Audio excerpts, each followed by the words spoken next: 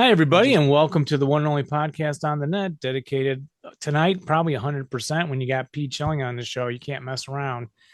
And to the greatest game in the world, which is Advanced Squad Leader, that's Jeff and right. Dave, and our very special guest, Pete Shelling, tonight. Pete, we're so glad you could join us.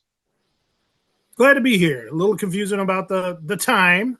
Oh, that's Yes, okay. sorry about that. Sorry I about remember that. you guys were in Chicago, so I'm like, oh, okay. Yeah. Sorry about that, but I'm glad it worked out. Glad you could make it. And but we talked to you 15 years ago, so like, I Was mean, it 15? I know it was a while ago. yeah, It was 15 years ago. What a funny story about that. You want me to share? Okay. So after the last interview, 15 years ago, I know it's maybe a few years after that, I started dating my wife. We met online, doing the online dating thing, just having some fun. And what do women do when they meet a guy online? They search the internet and see what he's all about, right? So the first thing she saw was a picture of me playing ASL. But what do we do when we play ASL? Head in the rule book, right? So she thought, oh, okay, he reads. She knew nothing about ASL. I told her a little bit about it, but didn't want to turn her off. So she was like, okay, he reads. And then after that, she did some more searching. And what did she come up with? The Two Half Squads podcast. Knew nothing about ASL, but listen to that just to make sure I was safe, and decided I was not too boring. Except for the gum I was chewing. I remember you guys gave me some gum to chew and played a little trick on me there. I didn't get it at the time, but she reminded me that it sounded kind of funny, so maybe made her laugh a little bit. Yeah. So after that, it went well. She came to my house and saw my MMP dice lamp. I have this fillable lamp that I won at Winter Offensive in the raffle, and she saw it and she said, "Oh, what a cool lamp!" So I thought, okay, this is the one now. I can shut down. Yes, that's a keeper. That's so great. And you guys are still married? Yeah, we're still married. And she'll sometimes play Splendor or Ticket to Ride or something with me if I get a group going. But, that's good. That's enough. Me at my ASL time, and she does her thing during that time. Yeah, so it's great. Yep, that's the arrangement you need. I'm glad we could contribute to that. I suppose we could take we'll take some credit. We take credit wherever we can. Well, just to let all the other guys out there that might still be struggling with finding a mate, hopefully not at our age, but just be yourself. It'll be all right. Yeah, that's right. That's right. Good for you. So what are we talking about tonight, Dave? We have a topic, don't we? We absolutely do. We have Pete is, of course, the designer. Well, he's going to tell us all about it, but it is the slaughter at Ponyri. Did I say that correctly? I think that's close enough. Okay. It's almost like 3 syllables, but not quite 3 syllables. It's like 2.5 syllables. So Ponyri. Yeah. Ponyri. So we'll say Ponyri. Yeah. Okay. All right. Great. Yeah. So that was quite a project. I mean, and incidentally, today is like the 78th anniversary. Yeah. It would be the 7th. Would be the peak of the battle. Would be tomorrow, the 8th. Oh, the 8th. Yeah. Well, and this won't air till the 15th or so, but yeah. Right. Yeah. Which is amazing. So the good timing for this. Right. Okay. So what would you like to go ahead? I'd say let's start at the beginning. Well, I think we got your gaming background before. Most people know you probably. So let's jump right into the development of this, how this got started, who you want to credit, everything, researching. Okay. Well, back all the way to Ponyri, first have to credit Don Petros when he found some Luftwaffe aerial photographs that weren't common knowledge at the time. Being in his field, he had access to this sort of thing. And I had just finished, I think it was the journal thing, the Kursk trilogy, that first trilogy that I did. Yeah. And was sort of an up and coming designer and at the time, and he said, "Hey, would you like to work with me on this? Do the scenarios?" And I said, "Sure, Don." And this was 2002 maybe, so it's been in development a long time. Yeah, he had made a CG, just used the red barricades model to start with, which was good enough to start with. But then that evolved over the years. Once Jim Akins, another Southern California guy running the Southern California club, the SoCal ASL club, great guy, had people there ready to play test. They kind of got the campaign game switched around, and we deleted a lot of stuff that was Stalingrad, but wasn't really happening in Ponyri so much, such as sewers and cellars and things like that. Yeah, that okay. Not a feature of this battle, and went through some other discussions about how much chrome should we add, such as the armored trains. There was at one time there was a plan to put armored trains in there, but we saw how much work it was. And then once we did further research, once the Objective Ponyri book came out, which I think was 2015, because the designing had kind of languished. MMP had approved the project, but they weren't really putting a lot of resources of their own into it at the time because they had so many other things going on. So it kept getting pushed back, and I was redesigning scenarios. Then the book Objective Ponyri comes out, and we found out we just had to change the entire CG because the German attack wasn't coming from the north anymore. It was coming more from the west. The attack of the 18th Panzer Division, as the attack on the north got stalled due to, I think, Hill 253.5, became a bigger focus for them. So then we changed that around, added a few more scenarios, and we're fortunate that a fellow ASLer who we knew before, Matt Zajac, had been around a little while, and he went on one of the trips, which was organized by the author of the book, to Ponyri. And Matt, being a U.S. Army engineering officer as a career, had a good eye for the terrain. So some of the things we had doubts about on our map, he made a note and say, no, that building wasn't there, that building wasn't there. Wow. But this road went off this way. And so some other things, we were able to really to fine tune it a little better based on that. So then we had a finished project, but MMP was still going back and forth, getting bumped now for Budapest, or getting bumped because they were working on, say, Mariglis or something like that. But I was still working because I design scenarios. I have fun with it. My opinion is I'm going to have fun with this, designing this. If no one else ever sees it, well, I played it. Well, but then Kurt got more involved with MMP and said, why aren't we finishing this out?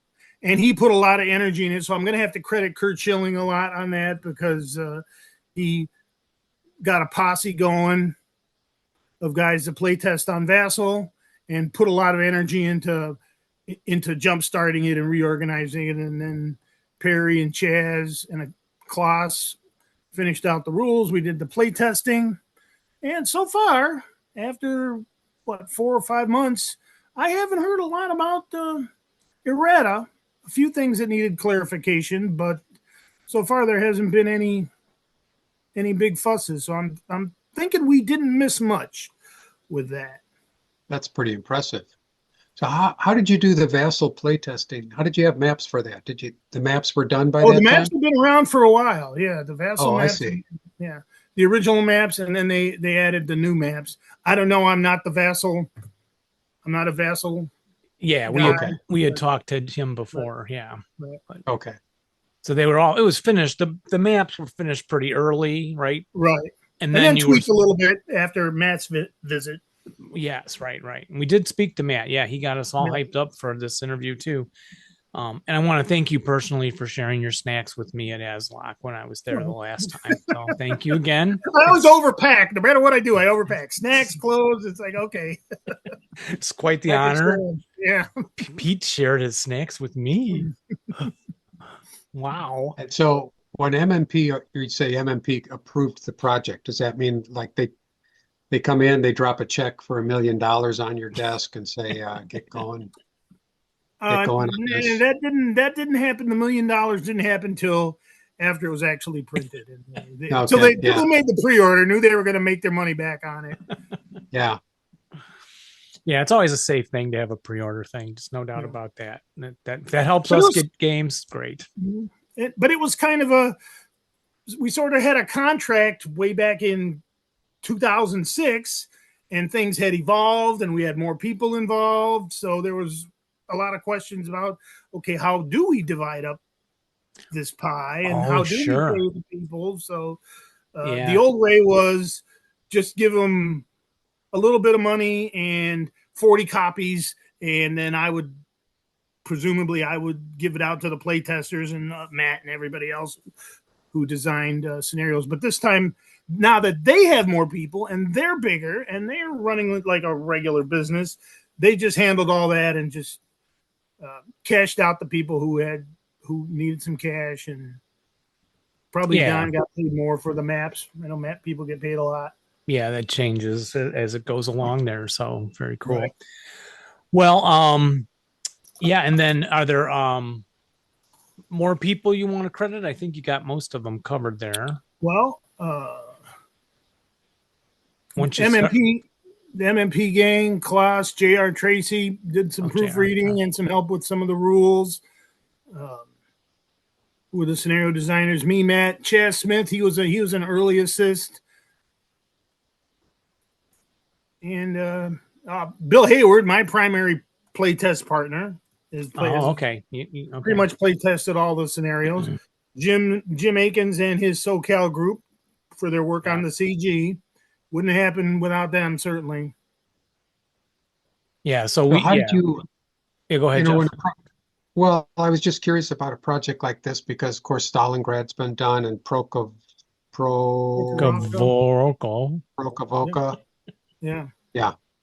Which was in the south of the Kursk salient. Is that right? Right. Prokavoka was down there in the south. Right. So was there something in particular about Ponyri that you thought would be not, it hasn't been done, sure, but is there something particularly interesting about it that would be new for people to play? I think the interesting thing about it was the town was just a small sliver along the railroad tracks, but it changed hands. That train station changed hands probably a dozen times during that 3 days. Wow. So I did read something about that. Yeah. Attack and constant counterattack, everybody, each side putting in more guys until they were exhausted. And one of the things that I think turned out really well is if you play the PG or the scenarios, you can get that feel, because I call it Red Barricades meets Riley's Road. Remember the old Riley's Road with all the grain on the side? Yeah, it had all the grain. Yeah. You had that tight sliver of urban terrain around the train station, but then the flanks are very soft with the terrain around the flanks. So what was happening during the actual battle was the Germans would take the train station and they'd see more Russians are coming, and they said, okay, well, we're going to get surrounded here. Let's pull back. Then the Russians would take the train station and maybe move up the tracks a little bit, and they would see, well, okay, the Germans are putting in more troops and they're coming in from the west now, so let's pull back. So there was a lot of no one really wanted to get surrounded, even though the Russian airborne division was at one time, and that's reflected in the couple of the scenarios that Chad Smith did a really good job on. But hey, they were airborne, so they were not fazed by being surrounded for a day or two. So I think that part of the battle is really well reflected by the end product. Yeah, I wanted to put more encircled counters in there, because you will use your encircled counters in this game. There's a play tip for you. Yeah, so map-wise, we get the 3 maps, the north, the central, and the south. But then I noticed what is south, and then what's the other overlay one? Is that T? Yeah, that's a lot of the scenarios took place on the part of the southern map and part of the middle map. So that that extra map just kind of combines that area in the middle, so you don't have to pull out 2 full maps for one that uses maybe half of each. Yeah, which I really that was a Scott Blanton contribution, that idea. So we'll credit Scott thought of Blanton that. Thank you, Scott. Because Dave and I were finishing the Budapest. We did all 19, and it kind of got like, oh, we have to take that map, fold it in a weird way to cram it under the acrylic to overlap that map. So this would preclude having to do that, at least for a lot of the scenarios. Right, correct. The other map's kind of split right here, right? I think by the station. Right. Yeah. Actually cut the one end off the train station. So it was like, well, we can't have a battle for the train station on 2 maps. We're just gonna. Well, you could have, but we'd all be mad. Like we have to put these together and then cram. And you'd play one scenario and then be done with it because you don't want to put the map together. Yeah. So I like that aspect a lot. Yeah, the maps look really great again. Who did the maps? Was Don Petros did the originals, and then Charlie finished them out. Kibler. Yes. Okay. Yeah, and then so we have maybe take a look at some new things in it. We went over the basic rules once on the show when it came out, and then I reread them today. Won't get to it for a little while. We're going to actually, like my partner Dave and I are going to jump into these, try some deluxe first, and then he's big on the fins, so he wants to get into Mannerheim a bit, and then probably roll over to this set. So, but a lot of it kind of are there differences in some of these basic, as your footnote said, they're kind of like from the Twilight or the Reich ideas, and from Budapest. The hand-to-hand it's similar, right?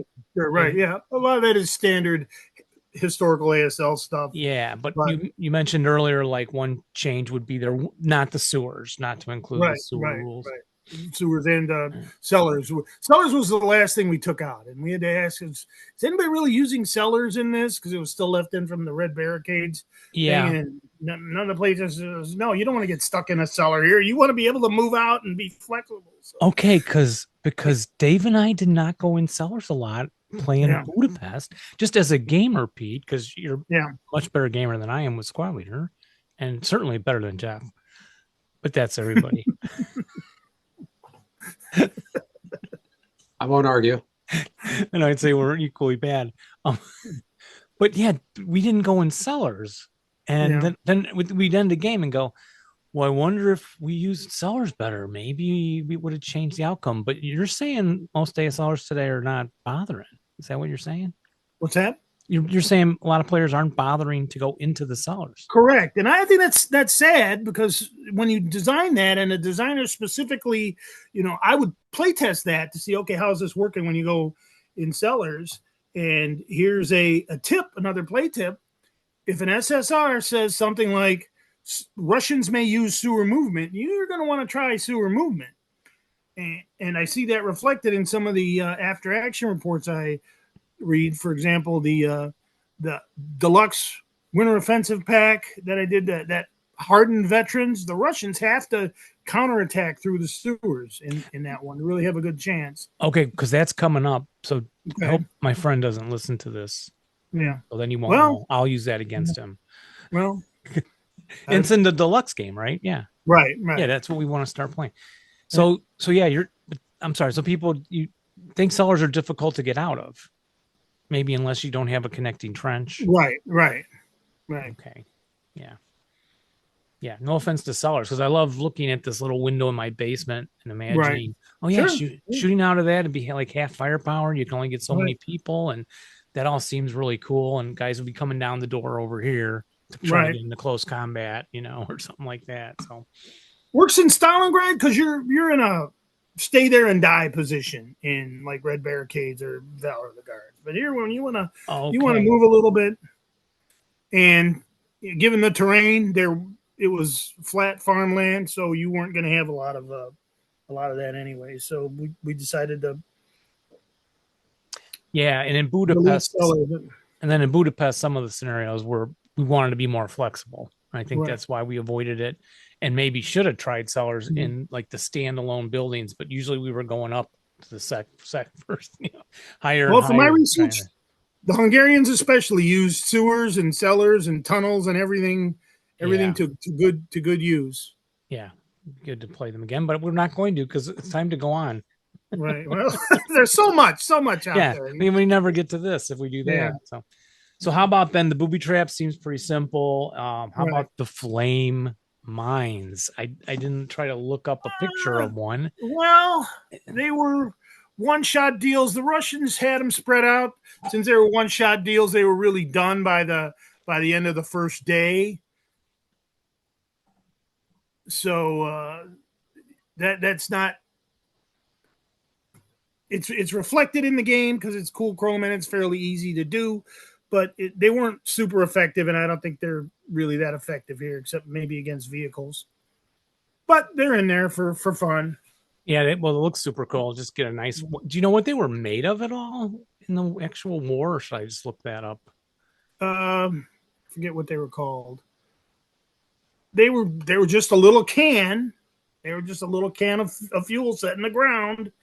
And there was either remotely triggered or triggered when somebody went, a trip trigger. Yeah. They're really pretty simple devices. Snapped and then that's all. It's like a giant cigarette lighter almost. Yeah. So those are very, very unique, of course. It's the first time we've ever seen those. Well, something that's unique is the minefield. Minefields in a line. I forget what we wound up calling them now because I've already moved on to the next project. Oh, yeah. Mine belts. The mine belts. Yes. Okay. Right. Or the something that we chewed on a lot to come up with, and it's not a huge thing, but again, it's a fun thing. Is the pack fronts. We had decided how we were going to do that. And I forget, Don says it was my idea at first. I think it was his idea at first, but between us, there you go. You can put 3 guns together, 1 extra crew. That crew in the trench, if he stays in the trench and isn't pinned or anything, the guns get multiple hit possibility and repair easier. So, yeah. And then do you find when you play that guy, someone breaks and moves back and he steps up a lot? Is that part of the you could do that. It's no longer a pack front. You don't get the benefit of the pack front if you do that. It's a crew for every other reason, but it's that extra crew that makes it a pack front. Yeah, so they were kind of working it more as like a spotter or something for the whole unit. Ammo guys, spotter, ammunition. Yeah, okay, keep the whole thing flowing. So that's in one scenario called Unholy Trinity. If I put that in a scenario, people could try it out if you want to then put it in the CG. Yeah. Oh, okay. Right. Yeah. And the German sappers are a new thing. Yeah, we got those. There are 447s I found interesting, right. But I guess there's no reason to have them be like assault engineers, right? Right. Well, that was the design trade-off. We had to make them weak enough so that players aren't tempted to just use them like regular infantry, and we actually play tested this. At first we said, these guys are sappers, and they just wound up using them as regular infantry until you gave them that bonus in the minefield that they can self-rally in a minefield. And that's why their rally number is circled instead of squared, right, to remind us that they do have it, but only in a special case. That's kind of cool. Yeah. And then the inherent armor leaders, I read in the footnote, you found it. People that tend to remember that they have them, so they don't need the counter on it. And that's kind of true. The extra. Oh, I have this in there. I got to remember that. Right. But then you get a 9-2 or a 10-2 or a 9-1. You want to bring out the counter. Yeah, because that'd be different. But and that historically was because the tanks were that effective. Well, the German Sturmgeschütz battalion that was there was doing the most of the work whereas the Ferdinands were getting all the credit.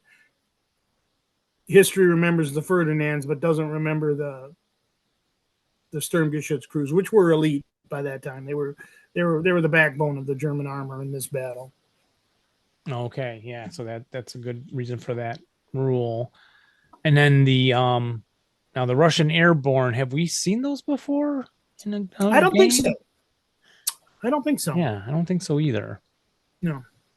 And we had to do the extra counter because there's scenarios where they're mixed with regular Russian elites. So you had to distinguish between airborne. Yeah, the idea of having the image be the parachute, Jeff, up on right. Yeah, up on the counter. And they have the 5 ELR, and I think all Russians are stealthy, or elites are stealthy. Elites, yes. Elites are stealthy. Which we kept checking for that playing Budapest. Like, wait, aren't these elite? Aren't these stealthy? And kept, oh no. So when I'm reading that today again, I'm like, oh yeah, I'm gonna remember that too, because I kept thinking the Russians were in the other one. Unlike Red Barricades, where elite and first line are stealthy, as long as they're not conscript. Here, you got to be elite. Elite, yeah. Super.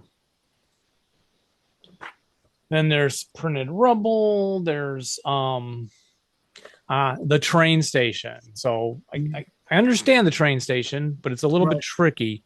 Can you maybe explain it for the listeners who are just now? Well, we went through a lot of discussion as what to actually call that pseudo location. What you have on the ground level is a regular ground level, but when you go up to the first level, you're actually at the second level. So it takes you 2 movement points to get up there, and it's a different spot for LOS that you can be shot at, even if you can't be seen on the ground while you're ascending.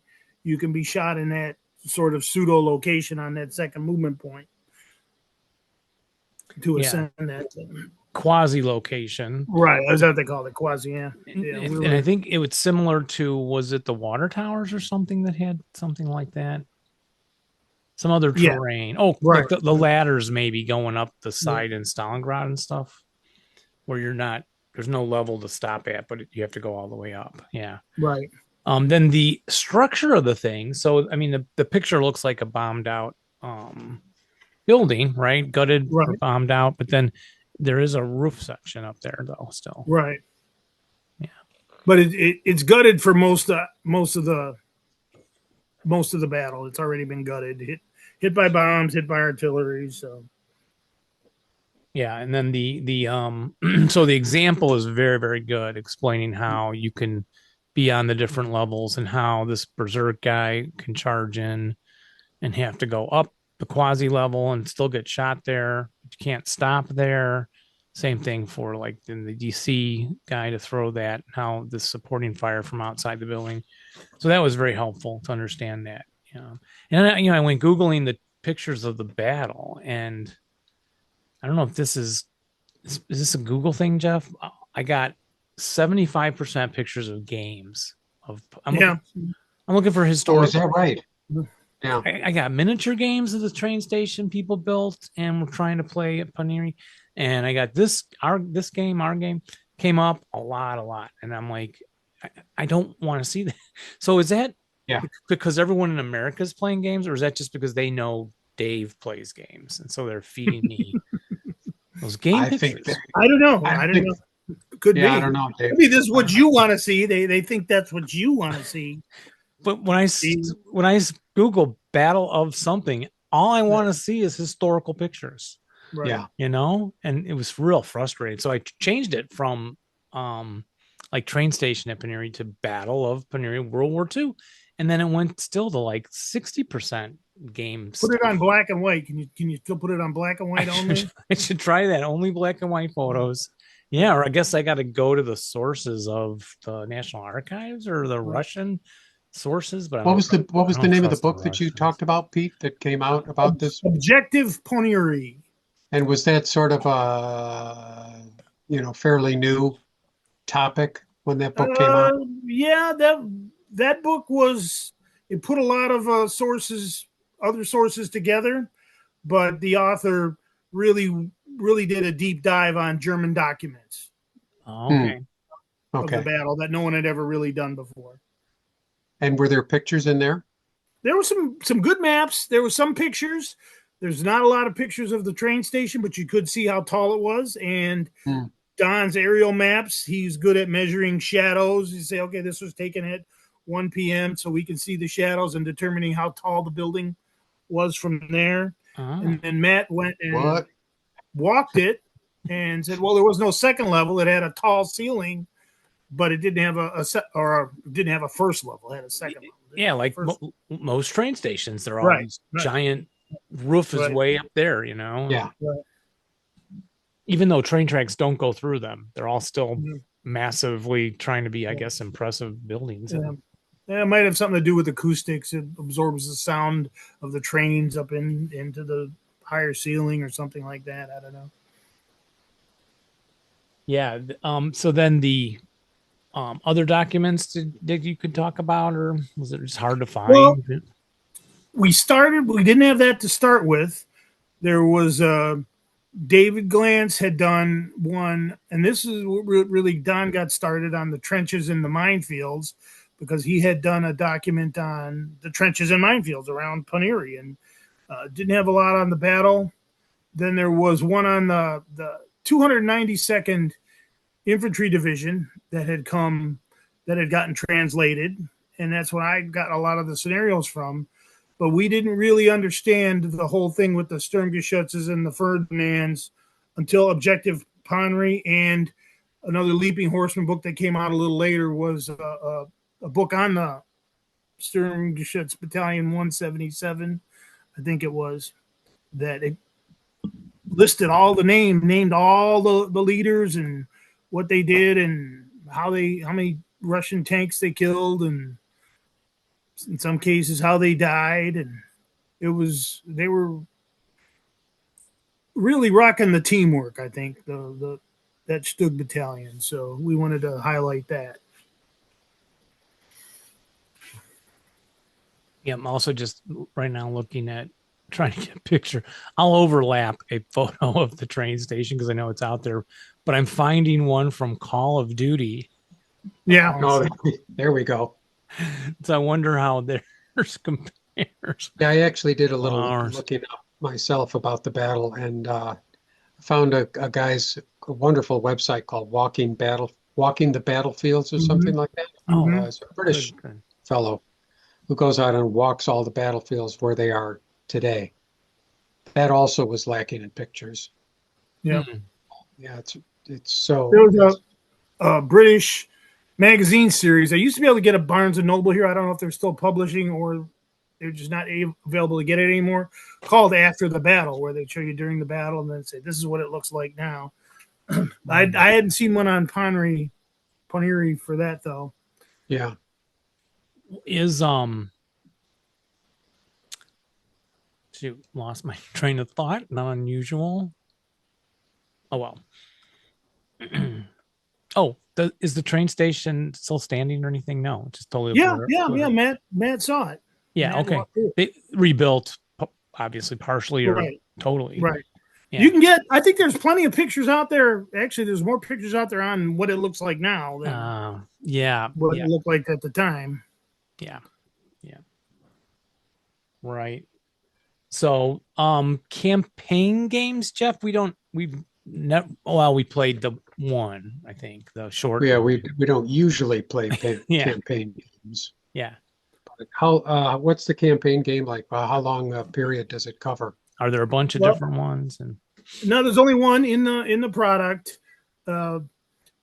I'm not a campaign game guy myself, but if you want to go on Game Squad, the Dennis brothers are playing a campaign game now. Steve and Neil Dennis, they're in the Detroit area, and they're posting pictures and things like that.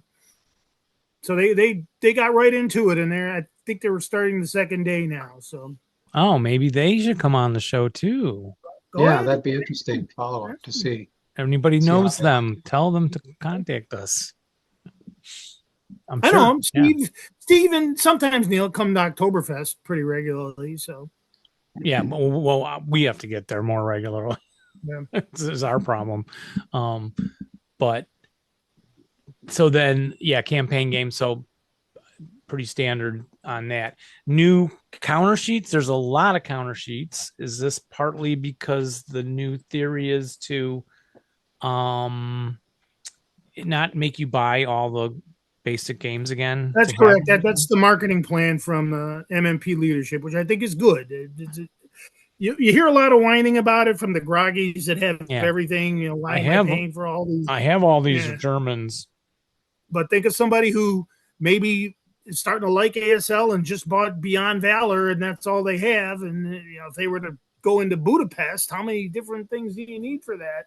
But with Ponyri, and this is what I'm telling them, and it's not that hard rules wise compared to some of the other hassles either. So this might be the one if you haven't gotten that deep into ASL yet, and you want the bug for historical and a campaign game map. Slaughter at Ponyri is the one. You get all the pieces. It's not a rules overload, and you'll never need another acquisition marker. You have them now. Yeah. So are there other modules required? No, not for Slaughter. Not at all. Just Beyond Valor, that's it. Yeah. That's fantastic. So you don't have to punch everything out either. If you've already got it, you don't have to punch it out. You're not going to use it all. But I do see the first fire counters for the coax. And there you go. Yep. How about that? But I would have to clarify. I think you wouldn't be able to do it with BV first edition because it doesn't have the night rules and chapter E stuff. So I think you'd have to get to third edition. Okay, still that's a good selling point for the module. Yeah, and so the sheets like the tanks, they don't cover all the same tanks from Beyond Valor, but you're including the tanks we need for this game. Right, yeah. Right. Yeah, I think so. Those are the tanks that Hitler was waiting for. Why he delayed the battle. What I was reading was that. Oh, did he? They wanted to go in May. Modal wanted to go in May, but they kept waiting, and Hitler said, "No, we got to wait for these our newest tanks to show up." Oh, the Ferdinands. The Ferdinands at Ponyri and the Panthers in the south with the Großdeutschland division. Oh, okay. Oh, right. So they waited for those and. The Ferdinands, like the elephants also? Yeah, that's the same thing. But that by the time they made it to elephant, they actually put a machine gun in. So all the ones in Ponyri, no machine gun. And there's one scenario that reflects the infantry trying to overrun them. Once they were disabled by mines, then it was like, okay, do we stay here and try to defend it without machine guns? Infantry's left us. What do we do? Oh, okay. Yeah, because just having a gun by itself is not as effective against enemy infantry swarming you, right? Right. Okay, didn't know that historical fact. Yep. So scenario-wise, do you have any advice or ones that you preferred? Well, the one that's most popular seems to be Rough Recess. I've already read a few AARs about that one. That's one that I designed around the schoolhouse. Then Matt designed two that were on the battles for the schoolhouse itself, which is the southern portion of the map. I would like to see somebody do Unholy Trinity as sort of a combined arms, one for the German, focus on the German attack of the 18th Panzer Division. But I haven't seen an AAR for that one yet. And I'm sorry, there's a schoolhouse. Is it right there where your fingernail is? Right at the bottom. Yeah, right there. There you go. Looks stone building. That was by itself. If there was an equivalent of like the commissar's house, it was well fortified, and they tried to stay in there. That was like the southern part, and the Germans. Okay, we finally got this all the way down here. Let's stay in here, but it was just a little too much. Yeah, so it wasn't fought over a whole lot historically, but yeah. And I do see an obliterated playground there. I like the artwork with the little swing set blown up, and there you go. It's good. Well, I said if I design another scenario in that area, it's going to be called lunch money. They're beating each other up for each other for your lunch money when you work. Yeah, to see that. Yeah, that's a good one. All right. Anything else about this game, Jeff? More questions about it in particular, or we have some other? No, other than can it be got, or did they sell out? I hadn't heard that they sold out. I'd like to hear that because my contract says I get royalties if they sell out. I don't. Oh yeah. Oh, fantastic! Well, let's all get out there and buy extra copies. I didn't buy a copy, but I definitely would like to. Yeah, I got mine. Didn't get an extra one. We can give them out for Christmas to everybody that we know. But I wouldn't know where to put it because I just reshelved everything. Well, it looks very nice, Jeff, back there. Yeah, Pete, your shelf behind you is this your kind of gaming shelf? I see. Yeah, well, it's this is my gaming area that doesn't include my war games and ASL stuff. Oh, there it is. Okay. All my Euros and everything else. That's what we thought we'd see. Yeah. I have the Twilight of the Reich back here because I'm in the process of cutting some overlays and so that's the next question. What are you playing now? Well, I'm design and play testing for the upcoming Aslock Action Pack. So we're going to have another one, and I didn't know we were going to do another one. I thought Brett had felt the kind of burnout from the last one, but you get the bug, you take a break and then you get the bug, and he said, let's go. And I'm doing most of the heavy lifting for this one. I was splitting it with the late Bill Sisler earlier. He was one of the ones who really started the whole action pack idea thing and did some maps and scenarios and everything. And I was just kind of adding on to him, but now I'm doing most of the scenarios for that one, but I'll only have one map. And also got another map in the works. If the designer finishes up the map, I'll be putting that in a winter offensive pack. I'm doing a lot of my reading has been Luzon, Northern Luzon, in addition to some Korean War stuff. But the terrain of Northern Luzon was like Luxembourg in 44. This wasn't jungle. This was pine trees, and they were up in the mountains a mile high in some cases. So it was a little bit more arid. In some cases, light woods instead of jungle. So it's a little bit more interesting with fighting Japanese in that kind of environment. And then you're planning product for that location? Yeah, that'll be one of the, I guess, sub themes of Action Pack.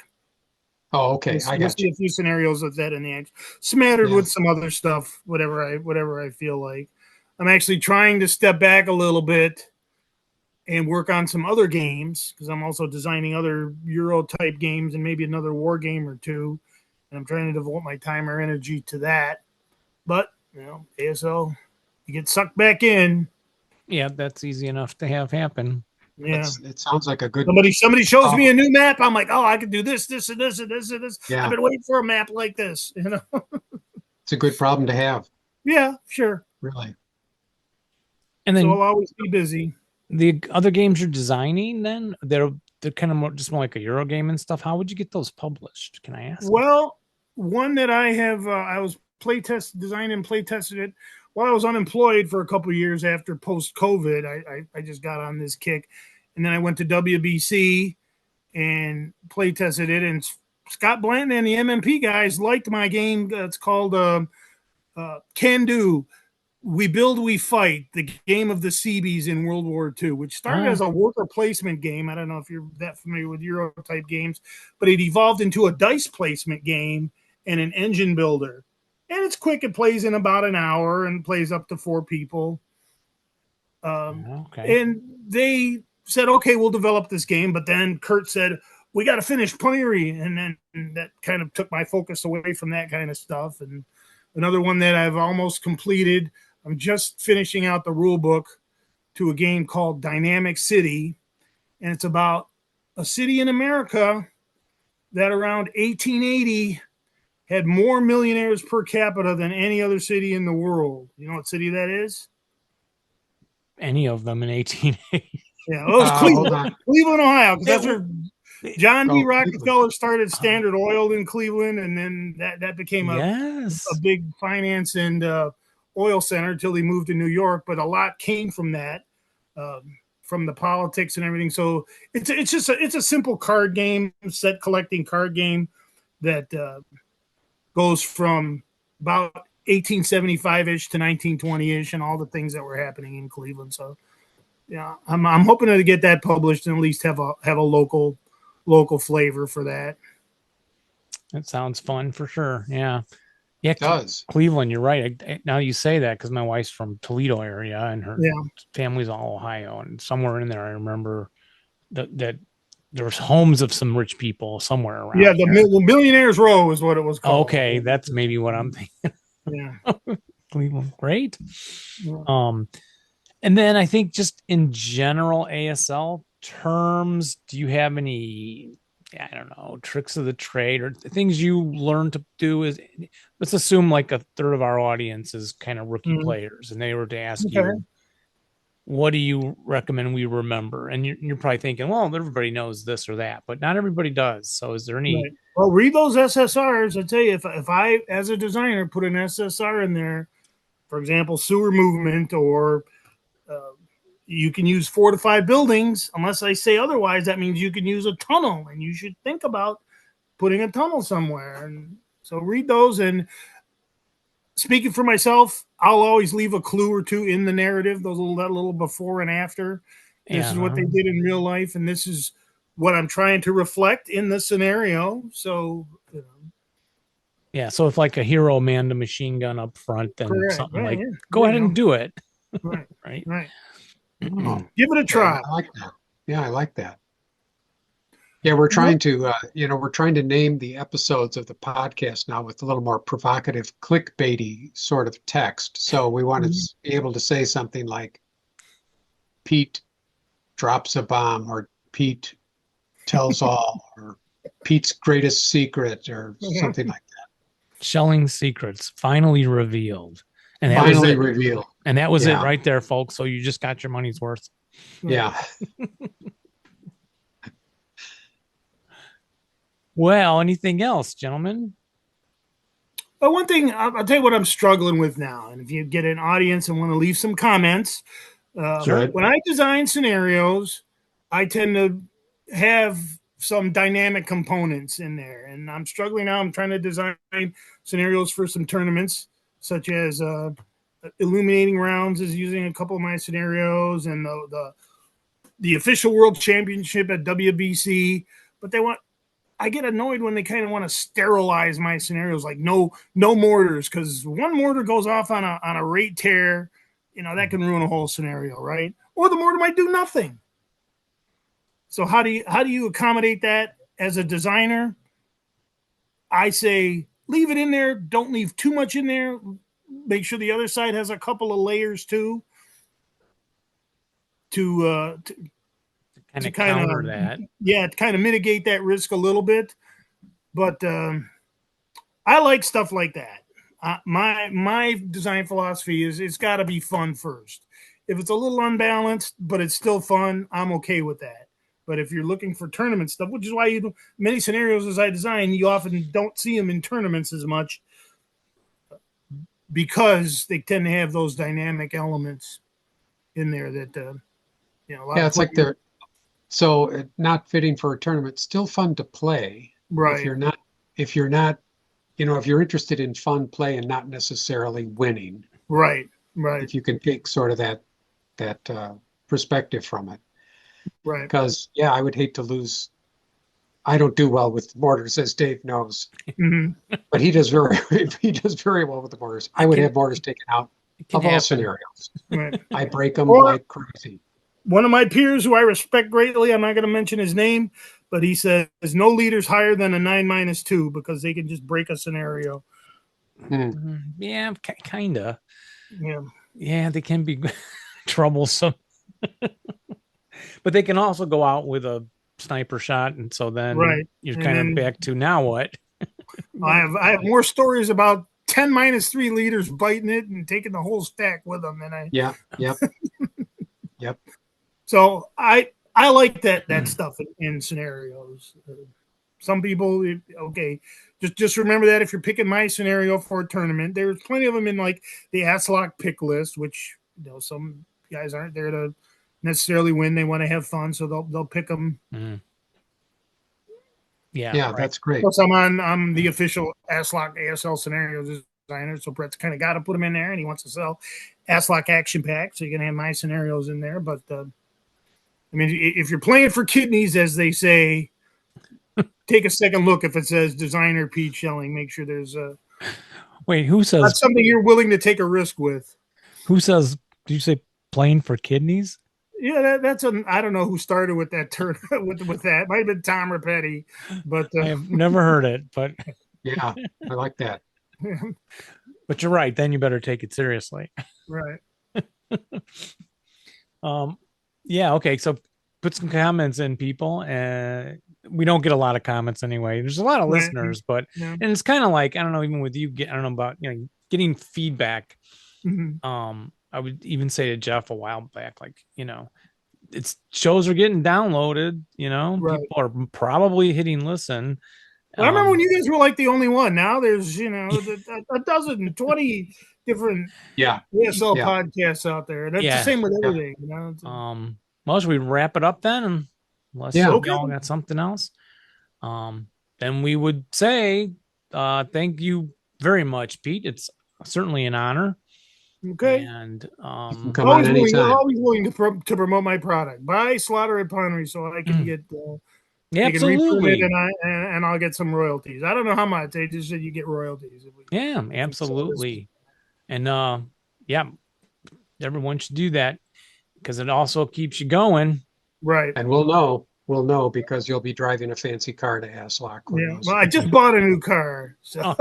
Oh, did you? Oh, okay. Well, after my 2012 Outback, I could still sell it, but I got a 2025 Forester. Yep, certainly great. Well, thanks for joining. And we appreciate everything you do. Is just amazing. Jeff and I don't design ASL, so we need everyone else. I need you guys too. You guys are spreading the word here and making an entertaining show that's some people's things. I would say some people design. Brett's a great play tester and project manager for those action packs. You need people like that. You need your rules people like Klaus Malmstrom. Oh yeah, he's not even a native English speaker, but he knows the ASL language and what the rules are going to come out to better than anybody. So it takes all kinds of people. Yeah, it takes a village. It takes a village. We do appreciate your appreciation also, and we will say then, everyone, thanks for listening, and remember to roll low and rally well, but not when you're playing us. There you go. That's it. Bye, everybody. All right. Bye-bye. Goodbye.